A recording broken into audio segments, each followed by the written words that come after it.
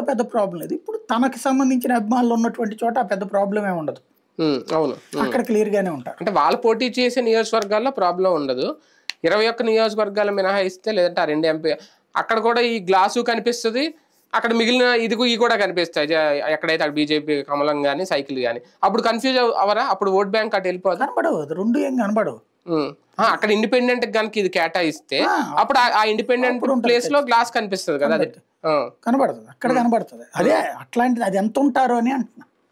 ఈ 18 చోట్లే కదా ఇవి మొత్తం కలిపితే. అవును. గాజు గ్లాస్ గుర్తు జనసేనకు కాకుండా అడిషనల్ గా ఇచ్చింది 18 చోట్ల. అవును, అదే ఆ 18 చోట్ల వరకు అది ఉంటది. అక్కడే వీళ్ళకి ఎంత ఉంది ఆదరణ అన్నది లెక్క. ఆ నియోజకవర్గాలు వీళ్ళ కెపాసిటీ ఎంత అని, జనసేన కెపాసిటీ ఎంత, అక్కడ కొంత కన్ఫ్యూజన్ ఉంటది. అక్కడ వీళ్ళకి పడేది ఎక్కువ ఓట్లయితే వీళ్ళకి ఆ సీట్లు ఇచ్చేవాళ్ళు కదా.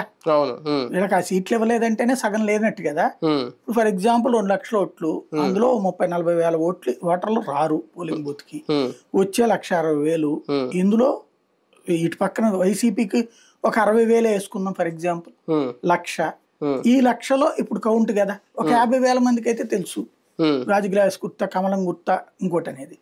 ఇంకొక 50,000 మందికి తెలియాలి. అందులో పవన్ కళ్యాణ్కి వెయ్యాలని ఎంతమంది అనుకోవాలి? అదేలేండి, అదే పవన్ కళ్యాణ్ ఓటు బ్యాంకే కీలకం అక్కడ.